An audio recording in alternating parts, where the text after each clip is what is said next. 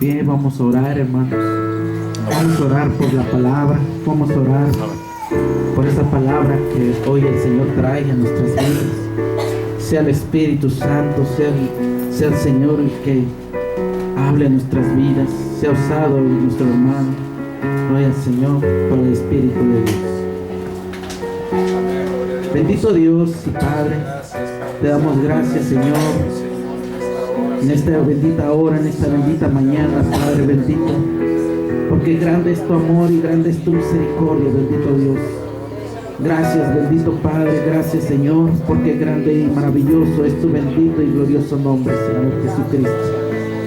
Gracias, bendito Padre, gracias, bendito Dios, porque grande es tu amor y grande es tu misericordia, Señor Jesucristo. Padre, en el nombre de Jesús, sea tu Espíritu Santo que toque la mente y el corazón de mis hermanos. Sea esa espada, Señor, que atraviese y penetre los corazones y aún, Señor, los pensamientos, Padre. Sea tu Espíritu Santo, Señor, el que empiece a fluir en este momento, Padre bendito. En el nombre de Jesús, usa la vida de nuestro hermano, Pastor, Padre César, bendito Dios, úsalo, Señor, en la presencia de nuestro Señor Jesucristo. Amén. Amén. Pues, Dios les bendiga. Vamos a entrar a la palabra.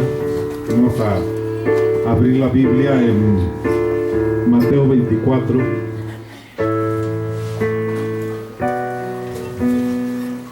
Quiero decirle que algo en lo personal, bueno, la Biblia habla que hay 5 ministerios, que hay profetas, evangelistas, pastores, maestros, apóstoles, ¿verdad? Yo en lo personal, yo no me considero pastor, yo me considero más maestro, ¿verdad? Entonces, el mensaje que a veces se da, la predicación es diferente a una enseñanza. Hoy vamos a ver una enseñanza, no una predica, pero esperemos que Dios nos hable a través de su palabra. Vamos a leer Mateo 24. Dice la palabra de Dios así, dice: cuando Jesús salió del templo y se iba, es decir, el Señor Jesús salió del templo, y cuando se iba, dice, se acercaron sus discípulos para mostrarle los edificios del templo. Respondiéndole, él les dijo: ¿veis todo esto? De cierto os digo que no quedará piedra sobre piedra que no sea derribada. Y estando él sentado en el monte de los olivos, los discípulos se le acercaron diciendo: dinos cuándo serán estas cosas y qué señales habrá de tu venida y del fin del siglo. Y ahí me voy a brincar al 14, me interesa todo el capítulo, pero me voy a brincar al 14, dice: y será predicado este evangelio del reino en todo el mundo para testimonio a todas las naciones, y entonces vendrá el fin. Y luego me brinco al 21, porque habrá entonces una gran tribulación, cual no ha habido desde el principio del mundo hasta ahora, ni la habrá. Y de ahí me brinco al 29, dice: e inmediatamente después de la tribulación de aquellos días, el sol se oscurecerá y la luna no dará su resplandor, y las estrellas caerán del cielo y las potencias de los cielos serán conmovidas. Entonces aparecerá la señal del Hijo del Hombre en el cielo, y entonces lamentarán todas las tribus de la tierra, y verán al Hijo del Hombre viniendo sobre las nubes del cielo como poder y gloria. De ahí me brinco al 37. Dice: mas como en los días de Noé, así será la venida del Hijo del Hombre. Bueno, mire, quizás usted va a escuchar un tema que quizás usted no esperaba, ¿verdad? Esperaba tal vez una palabra de consolación o no sé qué tipo de palabra, pero vamos a ver algo de escatología. En los institutos bíblicos hay diferentes materias que se dan, ¿verdad? La teología es el estudio de Dios. Teo significa Dios y gía es el estudio, ¿verdad? Entonces es todo lo relacionado con Dios. Por ejemplo, cristología es estudiar todo acerca de Cristo, ¿verdad? Pero la escatología es lo que tiene que ver con los acontecimientos del futuro. Eso es escatología. Entonces vamos a ver algo de escatología, algo del futuro. Muy bien. El Señor Jesucristo dejó una iglesia aquí en la tierra cuando Él ascendió hace 2000 años, y esa iglesia creció y sigue hasta el día de hoy, pero tiene etapas y ha tenido etapas esa iglesia, ¿verdad? Pero el Señor Jesucristo, o más bien Dios en la Biblia, dice que la iglesia se va a casar con Cristo, pero ciertamente no va a ser toda la iglesia, sino una parte de la iglesia solamente, ¿verdad? Cuando la Biblia dice que Cristo es el postrer Adán, ¿verdad? Entonces la iglesia vendría siendo la postrera Eva. El primer Adán, el que está en el Génesis, dice que a él lo tuvieron que dormir, y ya dormido le sacaron una costilla, y de la costilla hicieron a Eva, a la mujer que se iba a casar con Jesús. Exactamente eso pasa en el Nuevo Testamento. El cuerpo físico, dice la Biblia que toda la iglesia universal de todo el mundo es el cuerpo físico de Cristo, y que Cristo es la cabeza. Entonces hay un cuerpo literal que es el de cuerpo de Cristo, ¿verdad? El que murió y resucitó, pero hay un cuerpo místico que es la iglesia, que es el cuerpo, y la cabeza es Cristo. Entonces ese cuerpo, igual que sucedió con Adán al principio, lo van a dormir. A eso se le llama la apostasía generalizada, y van a sacar una parte de la iglesia, como sacaron de Adán una parte de su cuerpo, la costilla, para hacer a Eva. Igual a toda la iglesia la van a dormir espiritualmente, pero la gente no va a saber que está dormida, va a creer que está viva, que está despierta, ¿verdad? Pero lo que le quiero decir es que no toda la iglesia se va a casar con Cristo, solamente una pequeña parte. No todos son salvos, ¿cómo no? Salvos, pero no parte de la novia. La novia es un trabajo aparte de la iglesia en general.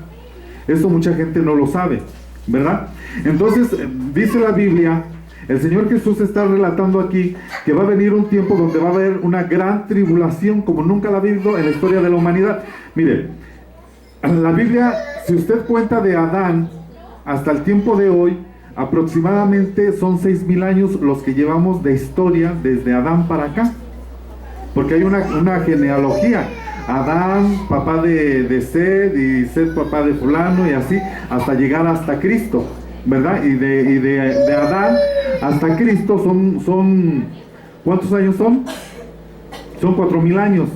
Y de Cristo para acá son 2,000 años, entonces llevamos 6,000 años de historia. Entonces Dios tiene un plan perfecto en la Biblia. Las historias de la Biblia del Antiguo Testamento son historias en las cuales Dios dejó como figuras plasmado lo que iba a pasar en el futuro. Es decir, Dios hizo la creación ¿en cuántos días? En 6, y el séptimo descansó. Entonces nosotros estamos viviendo el séptimo milenio, por así decirlo, desde Adán hasta aquí. Y el séptimo milenio será precisamente a lo que la Biblia le llama el milenio. Va a ser como el día del reposo del Señor. No sé si me entiende mucho, pero lo que le quiero decir es de que Dios trabaja por etapas, por dispensaciones. Dios trabajó con el hombre en el huerto antes de pecar de una forma. Cuando el hombre peca, sale a Adán y Eva, los echan del huerto, y Dios trabaja de otra forma con ellos. Y luego después viene lo del diluvio, y después del diluvio Dios tiene otro trato con la humanidad. Después Dios encuentra a un Abraham, y de Abraham salen las 12 tribus, y ahora Dios va a trabajar con la humanidad enfocándose a un pueblo que se llama Israel, los israelitas, ¿verdad? Y Dios va a trabajar con ellos, pero ellos no le obedecen a Dios.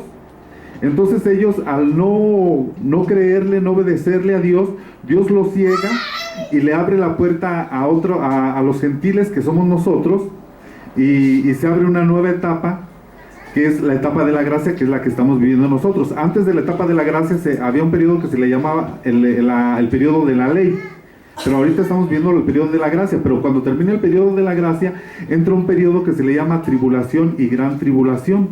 Después de la tribulación y gran tribulación viene un periodo que se llama el milenio, ¿verdad? Donde van a pasar cosas fantásticas y maravillosas, pero que ese es otro tema. Pero de lo que voy a hablar un poquito es de la tribulación. La iglesia que se va a quedar a la tribulación, de eso voy a hablar el día de hoy. Ese es el tema, ¿verdad? Porque va a haber una parte que se va a quedar, más bien la mayoría se va a quedar a la tribulación. Una parte va a ser llevada y la otra se va a quedar. Dice en Apocalipsis capítulo 12 que en el cielo apareció una mujer vestida del sol. Esa mujer representa a la iglesia y que estaba embarazada y con dolores de parto, pero dice que nació el hijo varón sin dolores de parto y fue llevado hacia el cielo. Ese es el grupo que se va a ir al cielo. Pero luego dice que la serpiente, el dragón, tomó venganza contra los otros hijos que se quedaron. A eso se le llama la tribulación y la gran tribulación. Muy bien. Entonces de eso es de lo que queremos hablar.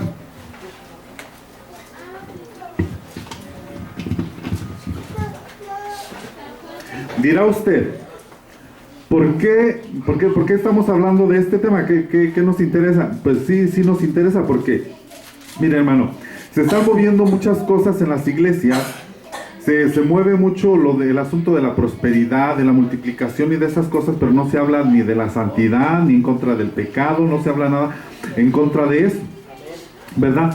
Pero ciertamente todas esas iglesias, a mi ver, la mayoría se van a quedar, porque dice la Biblia que de los que salieron de Egipto, la mayoría no agradó a Dios. Dios sacó al pueblo de Egipto, pero no para que vivieran en el desierto.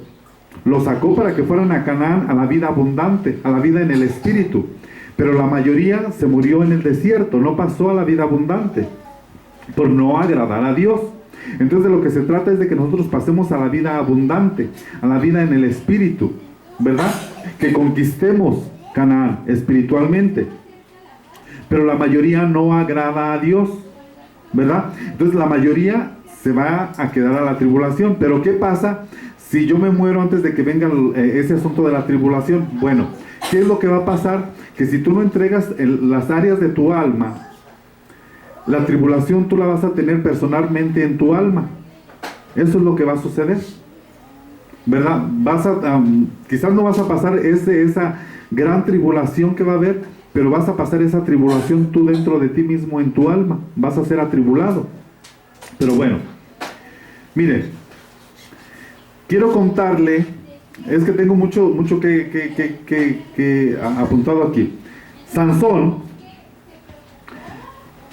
bueno, en la Biblia las mujeres son figura de iglesias, muchas mujeres, ¿verdad? Pero también hay hombres que son figura de iglesias. Pero hay personajes en la iglesia, en la Biblia, que son hombres que son figura de la iglesia que se queda y de iglesia que se va. Siempre hay un grupo que se queda y un grupo que se va. Dice en el Génesis, en los primeros capítulos, que Enoc caminó con Dios y fue llevado con Dios. Entonces él representa a los que se van, pero se quedó un Noé. ¿Noé fue salvo o no fue salvo? Fue salvo, pero en la tribulación. Él pasó la tribulación. Enoc no pasó la tribulación. Y el Señor Jesús dijo aquí que sería como en los días de Noé. Y los días de Noé todos los cristianos evangélicos que leen la Biblia solamente alcanzan a ver un día de los días de Noé. Dice, se daban en casamiento. O sea, están hablando de los días antes del diluvio. Ese es el primer día de Noé. Los días antes del diluvio, antes de la tribulación, que son los que estamos viviendo. Usted ve lo que está sucediendo en China, los matrimonios entre parejas del mismo sexo, usted ve la violencia, usted ve toda la problemática que hay, los suicidios, todo eso son los días de Noé en este tiempo, pero antes del diluvio. Pero los días de Noé son 3 tiempos: antes, durante y después. Estamos viviendo los días de Noé antes del diluvio, pero Noé pasó la tribulación. Es decir, cuando cayó la lluvia, Noé pasó esos 40 días de lluvia, representan la tribulación. Entonces Noé pasó la tribulación. Todos los días de Noé son 3 tiempos: es antes de la tribulación, durante la tribulación y después de la tribulación. Después de la tribulación se murieron. Recuerde usted que en el arca de Noé sobrevivieron solamente Noé y su familia. Había un justo, uno. ¿Quién era ese justo? Noé. Y Noé cubrió a sus hijos y a su esposa, ¿verdad? Y solamente se salvaron ellos. Todos los demás fueron muertos. Se murieron todos. Todos se murieron. Pero entonces cuando pasa lo del diluvio y las aguas bajan, ¿quién repobló la tierra? No fueron los hijos del diablo, fueron los hijos de Dios, los descendientes de Noé, quienes repoblaron la tierra. Entonces, en la tribulación, fíjese lo que va a pasar. Dice que una tribulación tan grande como nunca ha habido. Imagínese usted, Dios va a matar a los hijos del diablo en la tribulación, y luego el diablo va a matar a los hijos de Dios. Entonces, ¿quién queda? Solamente los sellados. Y esos sellados van a pasar a la otra etapa, que es el milenio, y son ellos los que van a repoblar la tierra. No son los hijos del diablo, son los hijos de Dios los que van a pasar al milenio, y ellos van a repoblar la tierra. Otra vez, igual que pasó con Noé. Los que repoblaron la tierra no fueron los hijos del diablo, fueron los hijos de Noé, de la genealogía. Y Dios andaba buscando en Noé una persona que estuviera limpio en sus genes. Él era el único que estaba limpio genéticamente, porque todos los demás ya estaban contaminados, porque había mezclas, porque había muchas cosas negativas, ¿verdad? Entonces Noé pasó la tribulación, pero Enoc no. Entonces vamos a leer Judas 1:14. Judas 1:14 dice así. Dice, de esto también profetizó Enoc. Dice, séptimo desde Adán, diciendo, he aquí, vino el Señor con sus santas decenas de millares. Pero está hablando que Enoc es el séptimo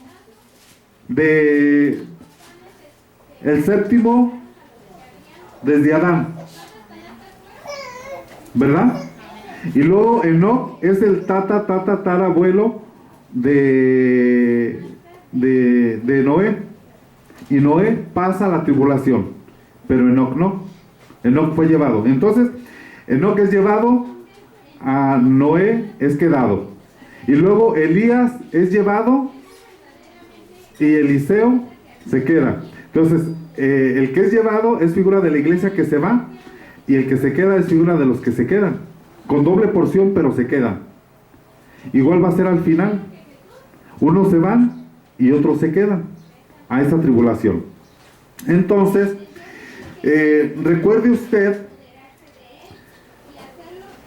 cuando en el libro de Josué, Dios le va a decir a Josué, vas a entrar a Canaán y vas a conquistar, pero manda primero unos espías, y manda espías, y se meten a la casa de una prostituta llamada Rahab, y Rahab los esconde. Tiene temor de Dios esa prostituta, y esa prostituta es figura de la iglesia, porque nosotros éramos de una prostituta espiritualmente hablando.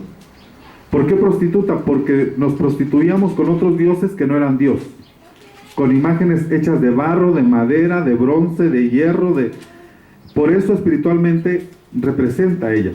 Entonces ella tiene temor de Dios y esconde a los varones, a dos, así como la iglesia esconde en su corazón a Cristo y al Espíritu Santo, ¿verdad? Los esconde.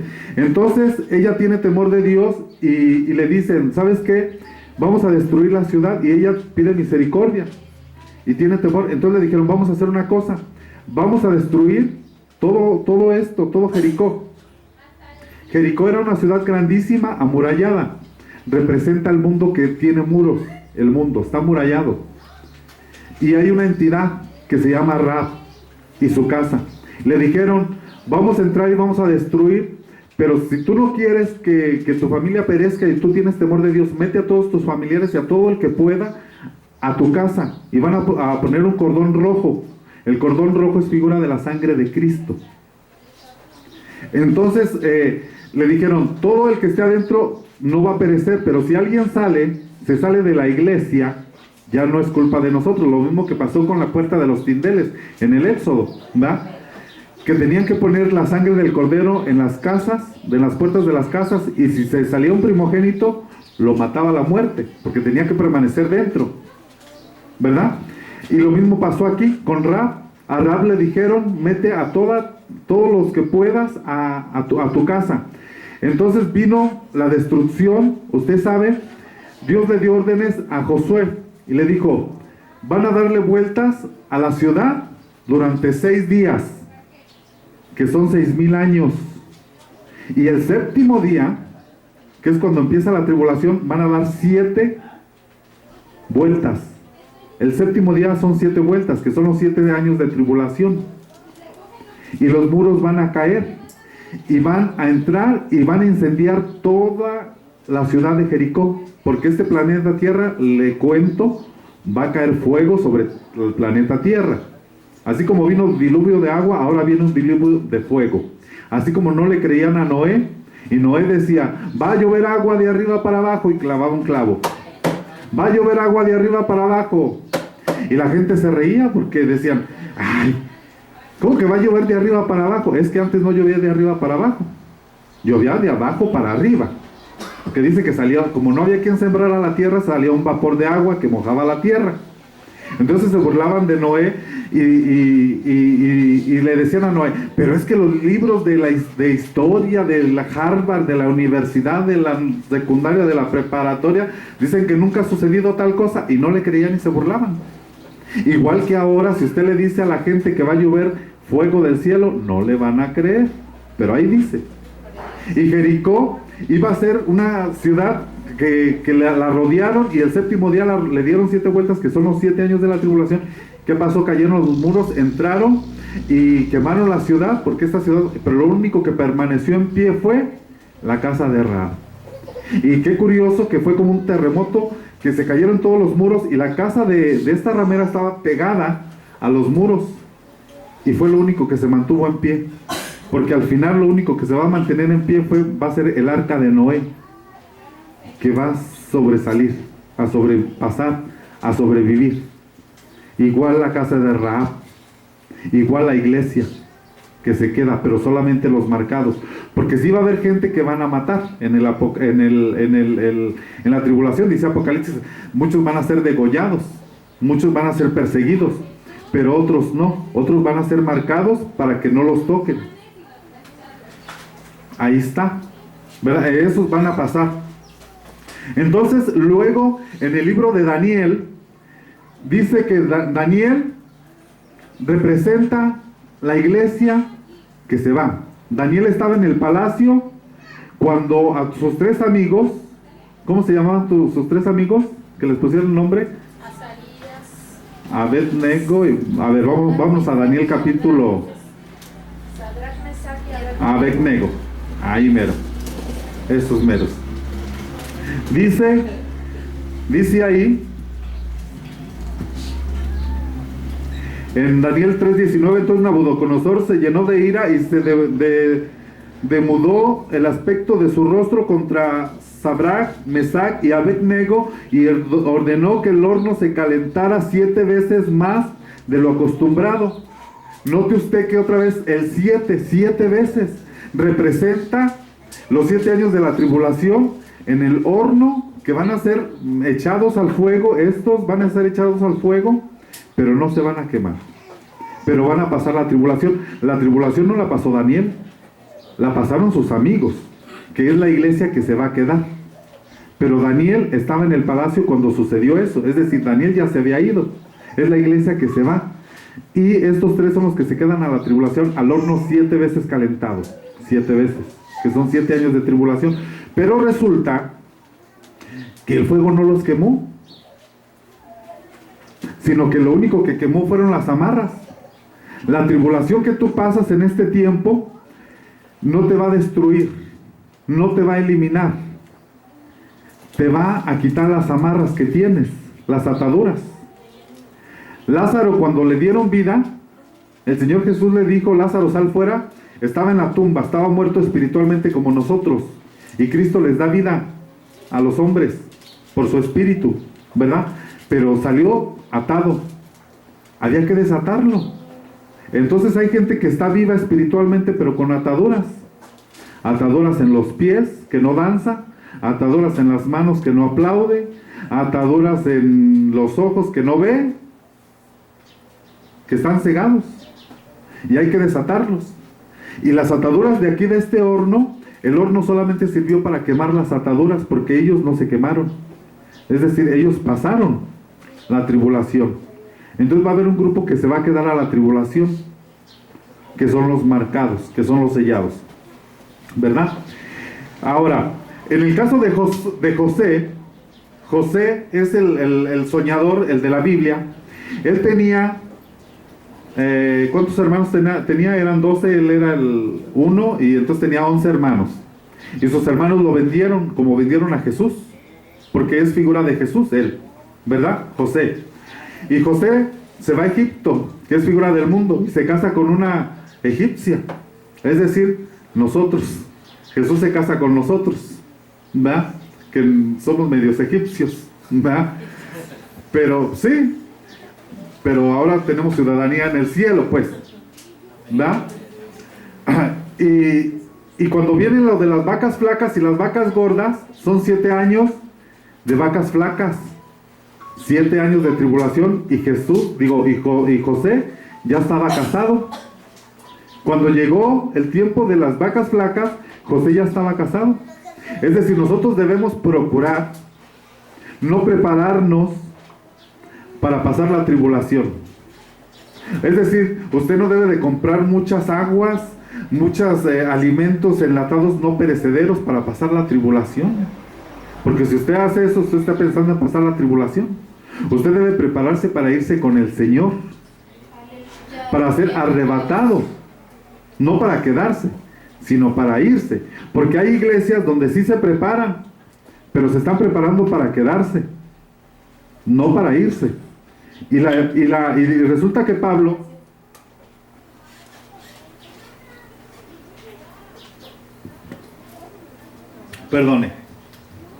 resulta que Pablo, o el trabajo de los 5 ministerios, es preparar a la iglesia para que se case con Cristo. Pero muchos están preparando a la iglesia no para casarla con Cristo, para que la están preparando para otras cosas, para hacer una mega iglesia, para hacer un club social en la iglesia, para muchas cosas, menos para casarla con Cristo. Pero el verdadero propósito de un ministerio es preparar a la iglesia para casarla con Cristo, no para efectos aquí en la tierra, sino para efectos eternos, aún sacrificando lo terrenal, poniendo prioridad a lo eterno antes que a lo temporal. Ese es el verdadero, debería de ser el verdadero propósito de los verdaderos ministros. Porque, mire, anoche estaba yo platicando con un hermano y le decía yo, si alguien está en esta iglesia y piensa irse de esta iglesia, irse a otra iglesia, un suponer, tiene que saber a dónde se está metiendo. Y lo pongo de esta forma: la iglesia debe de tener brújula y tiene de tener una meta y saber a dónde quiere llegar y a dónde va a llegar. Porque así, teniendo la meta, la proyección del futuro, así va a vivir su vida sobre la tierra. Por ejemplo, miren, voy a poner un ejemplo, una anécdota. Había un hombre que quería viajar hasta Guatemala en el avión y compró su boleto de avión, pero ya era bien tarde y por andar a las carreras se fue corriendo y le dio el boleto a la azafata, abrió la puerta, se metió al avión, se sentó y dijo, por fin.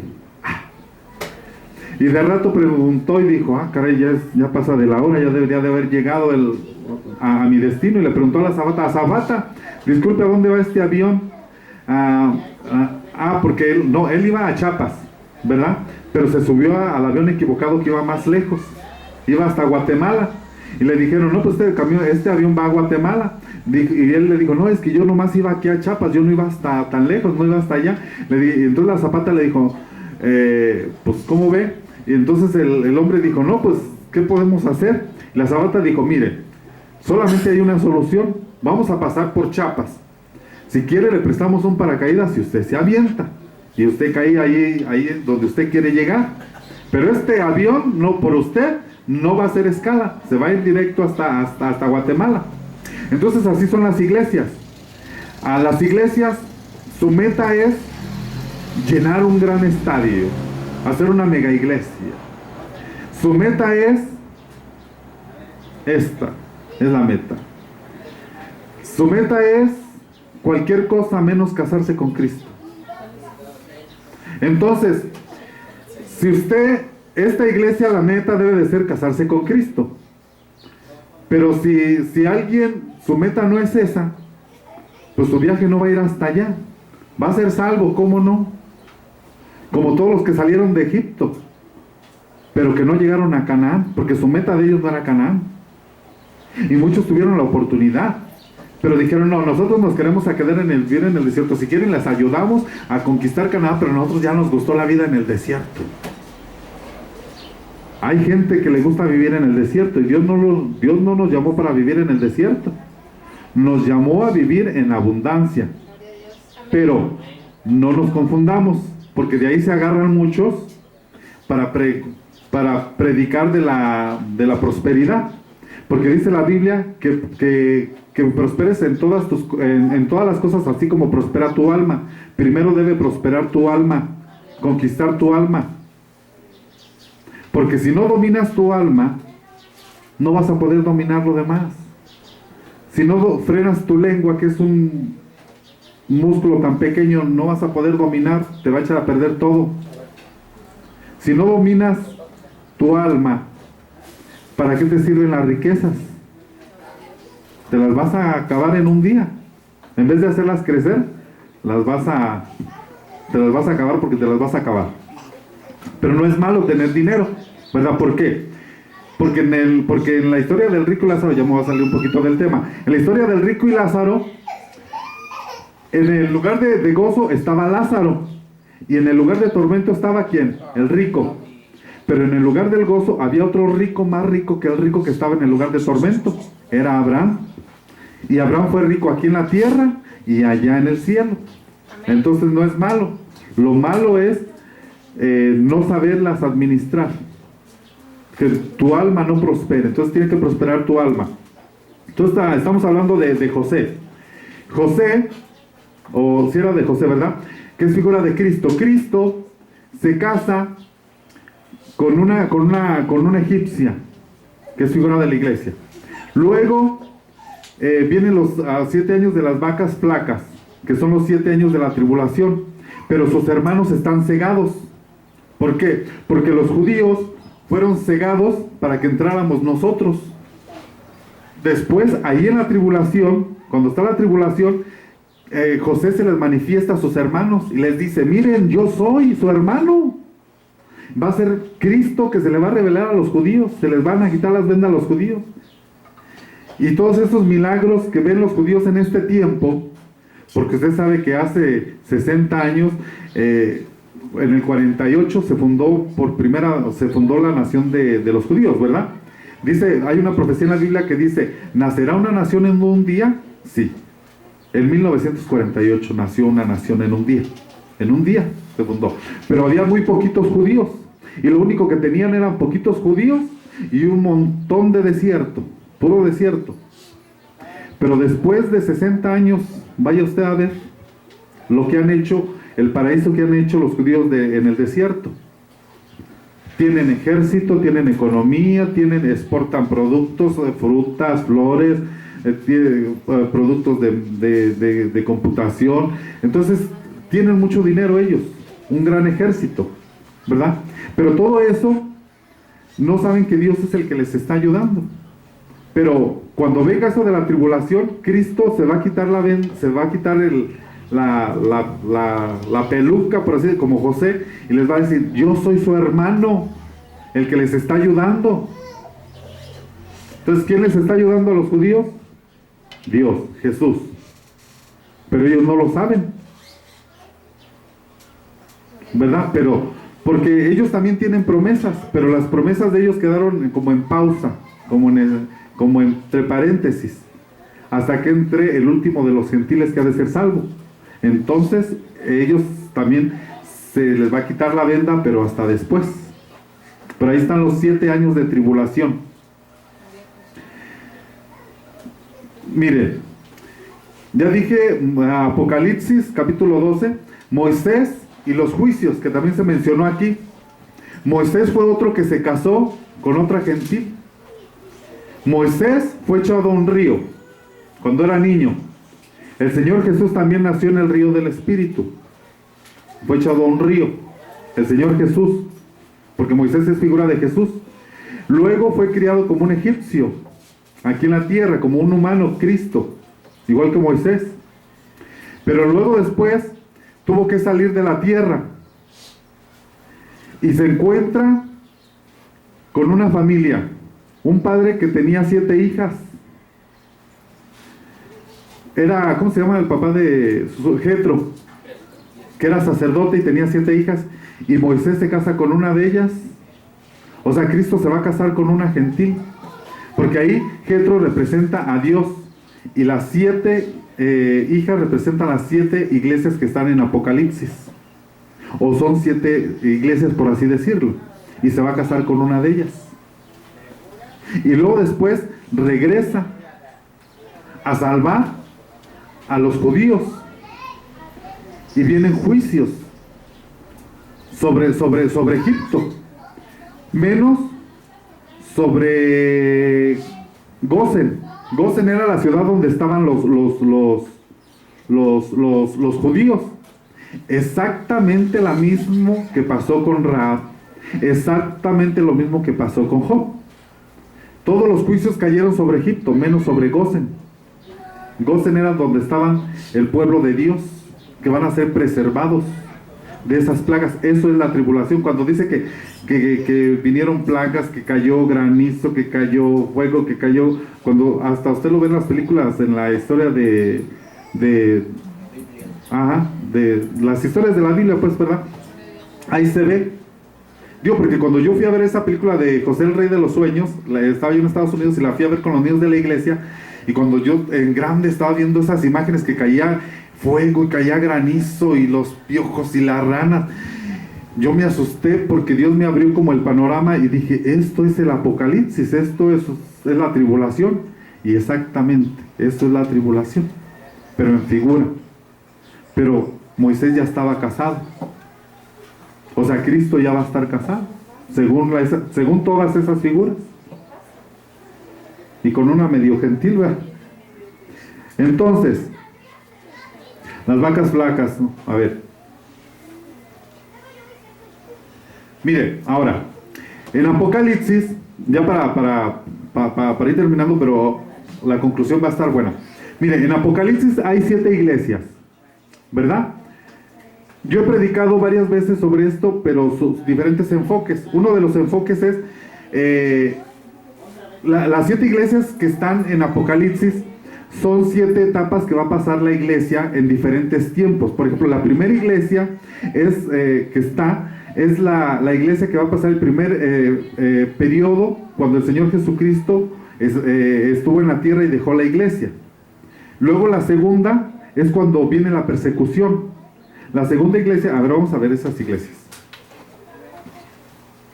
Vamos a Apocalipsis capítulo 2 y 3.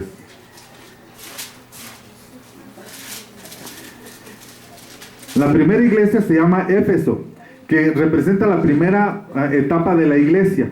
Dice, escribe el ángel de la iglesia que está en Éfeso, el que tiene las 7 estrellas en su mano derecha, al que anda entre los 7 candeleros de oro, dice esto: yo conozco tus obras, tu fatiga, tu perseverancia, y que no puedes soportar a los malos, y has sometido a prueba a los que dicen ser apóstoles y no lo son, y los has hallado mentirosos.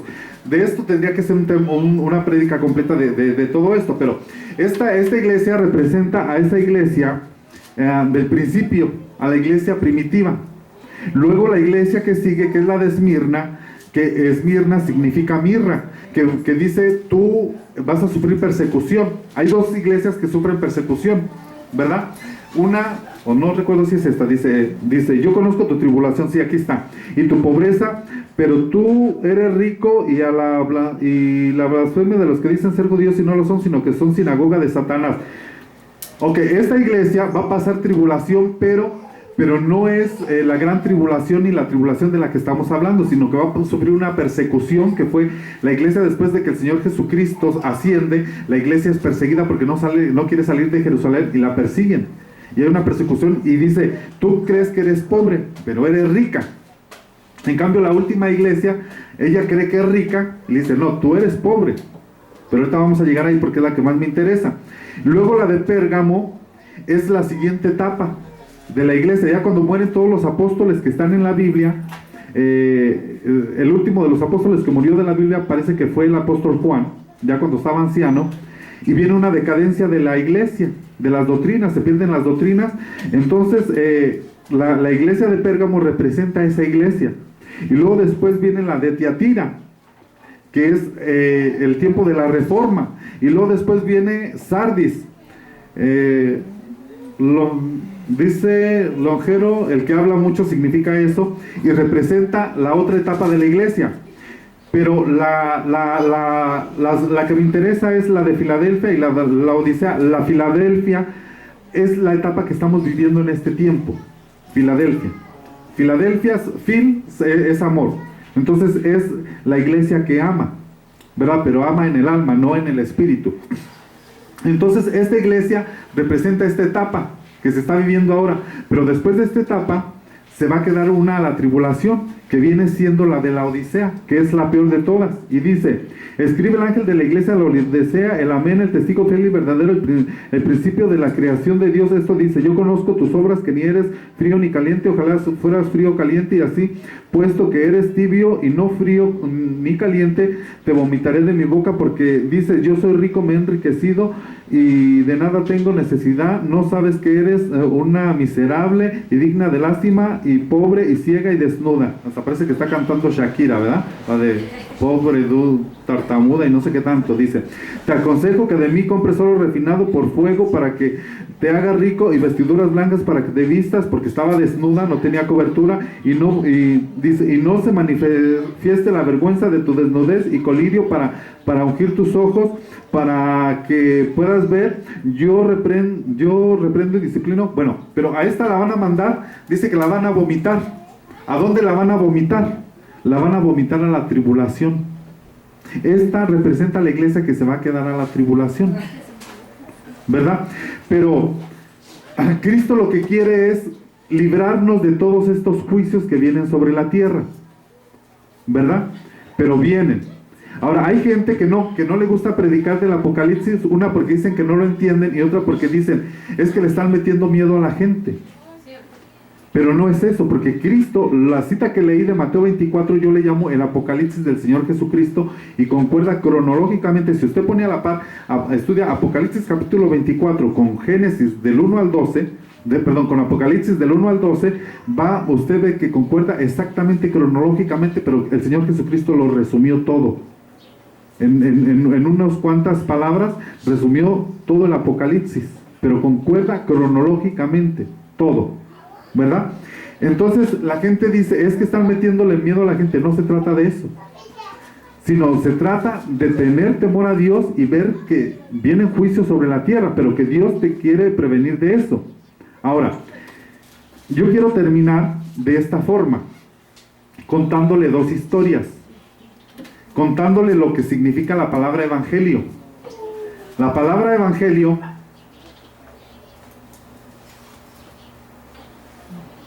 el piano. Sí. La palabra evangelio, quiero explicarle algo de la palabra evangelio.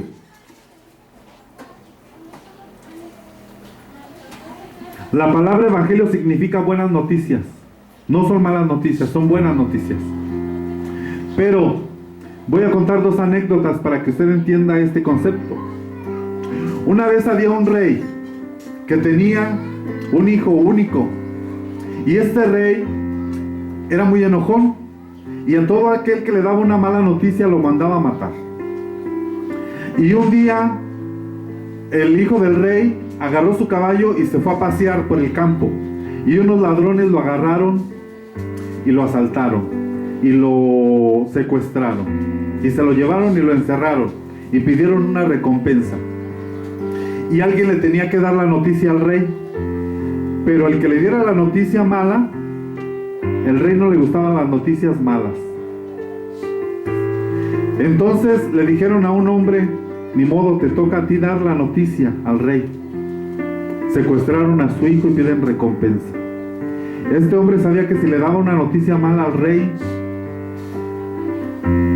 iba a morir.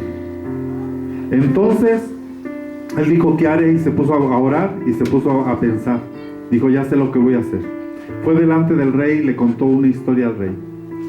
Y le dijo, señor rey, fíjese que su hijo salió a pasear, a caminar, y tuvo un accidente pequeño, nada grave, todo está bien, él está muy bien. Y unos hombres muy buenos se acercaron y lo ayudaron y lo llevaron a su casa, lo atendieron, le dieron de comer, lo alimentaron, lo curaron y lo sanaron. Señor rey, yo creo que sería bueno a estos hombres tan buenos darles una recompensa, porque ¿qué vale más? ¿Una bolsa de oro o la vida de su hijo? Y el rey se puso a pensar, pues no es mala la noticia, denle la recompensa a estos hombres porque ayudaron a mi hijo. Entonces su hijo regresó con su padre el rey, y su hijo le contó a su papá lo que había pasado. Y el rey dijo, mándenme a traer a ese hombre que me dio la noticia, y tráiganme a aquellos 2 ladrones que asaltaron a mi hijo. Maten a esos hombres que asaltaron a mi hijo, y el dinero que era para ellos, dénselo a este hombre que me dio la noticia. Porque nosotros hacemos que las cosas buenas parezcan malas y las malas parezcan buenas. El evangelio son buenas noticias. Dios te quiere salvar. Dios quiere salvarte. Esa es una anécdota, pero la siguiente anécdota es real. Pasó en Estados Unidos hace algunos años. Pasaron en la televisión que un hombre se robó una camioneta. Más bien el dueño de la camioneta estacionó su camioneta, se metió a una tienda a hacer unas compras, y cuando salió, el ladrón ya se había llevado la camioneta. Y el dueño de la camioneta se asustó y se sorprendió y corrió a buscar, a hablarle por teléfono al hombre, porque había dejado su teléfono celular ahí en la camioneta y tratar de comunicarse. Pero cuando sonó el teléfono en la camioneta, el ladrón se asustó y apagó el teléfono. Entonces el dueño de la camioneta dijo, ¿qué hago? ¿Qué hago? Y dijo, voy a ir a las estaciones de radio, voy a llamar a las estaciones de radio para que den el mensaje a la persona que se robó la camioneta, por favor. Entonces iba a dar el mensaje. El que se robó la camioneta prendió la radio y escuchó el mensaje a medias, no escuchó el mensaje completo. Y el mensaje decía, a la persona que se robó la camioneta, por favor. Y se asustaba el de la camioneta, el ladrón, y apagaba, le cambiaba de estación de radio. Y en la otra estación el mismo mensaje, pero no oía el mensaje completo. Y el mensaje decía, por favor, a la persona que se robó la camioneta con placas tal y modelo tal, por favor. Y el hombre se asustaba y le terminó por apagar la radio y nunca escuchó el mensaje completo, porque el mensaje completo era, por favor, a la persona que se robó la camioneta fulana de tal, por favor, no se coma las galletas que están en el asiento del copiloto, porque están envenenadas. Al hombre, al dueño de la camioneta, no le interesaba su camioneta, le interesaba que este hombre no muriera. A eso se le llama gracia. Pero la gente huye de la gracia, no escucha el mensaje completo de Jesucristo. El mensaje es: Dios ama al pecador.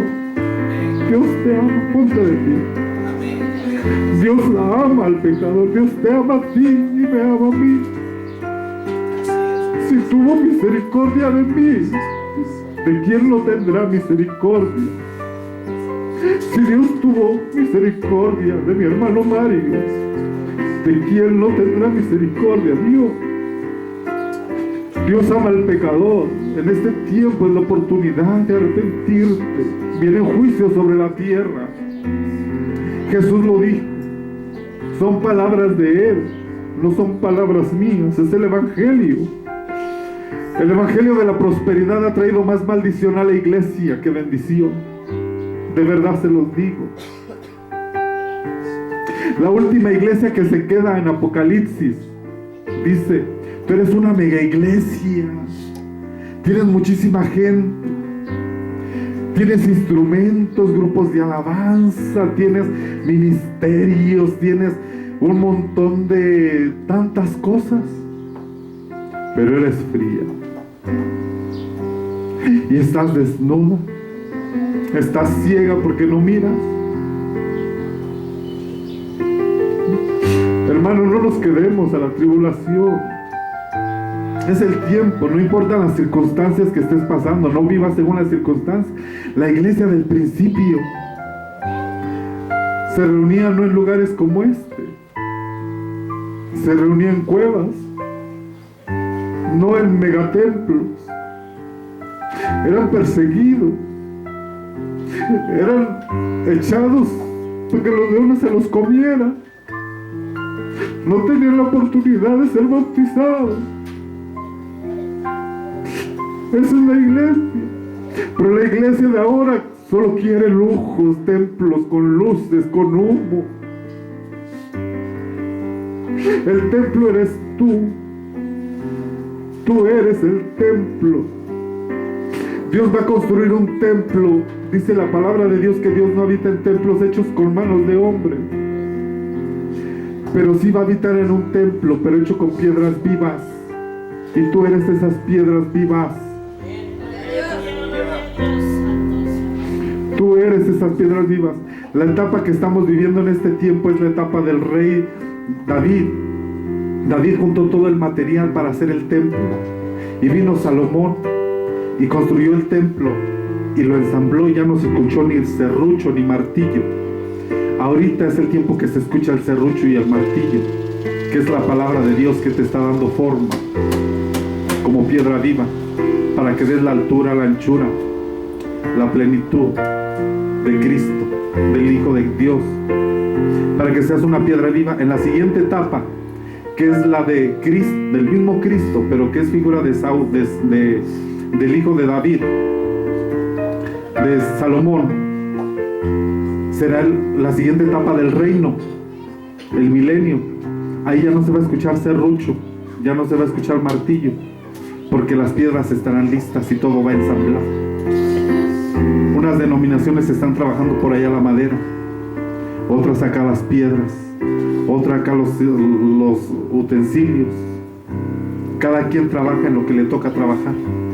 Trabajemos en lo que nos toca, pero dejémonos formar la imagen de Cristo.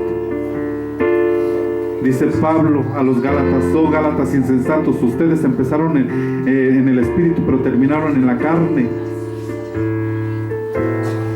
Dejemos la carne, vivamos en el espíritu. Denle un aplauso al Señor Jesucristo. Le paso el micrófono. Gloria a Dios, aleluya. Gloria a Dios. Amén, gloria al Señor. Pues yo nomás te pido, hermano, en el nombre de Jesús, que escuchemos la palabra del Señor. Yo quiero que abra su Biblia. Gloria al Señor. Ahí en Isaías. Gloria al Señor. Gloria a Dios.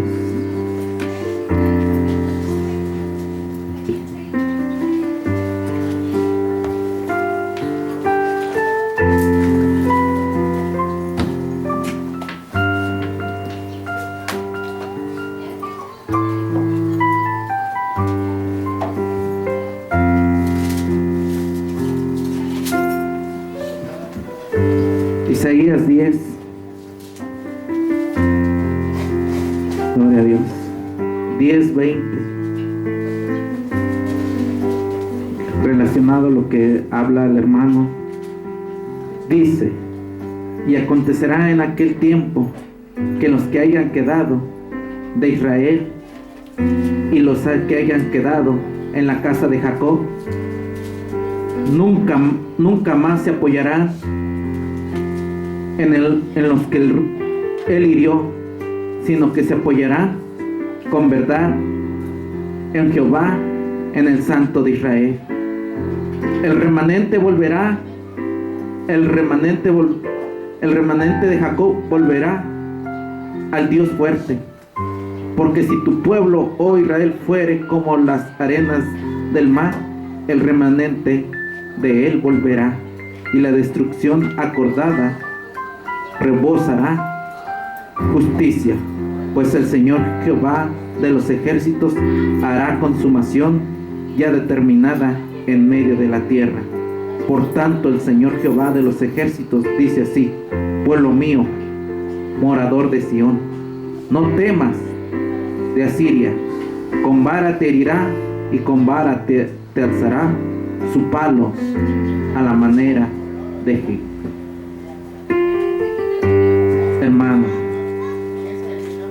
vendrá el juicio, pero también quedará un pequeño remanente y volverá con Dios y volverá más fuerte, porque Dios restaurará todas las cosas. Amén. Hermanos, busquemos la presencia de Dios cada día. Esfuérzate, como dice su palabra. Esfuérzate. Dejemos de dormir y levantemos. Que el Señor Jesucristo resplandezca su rostro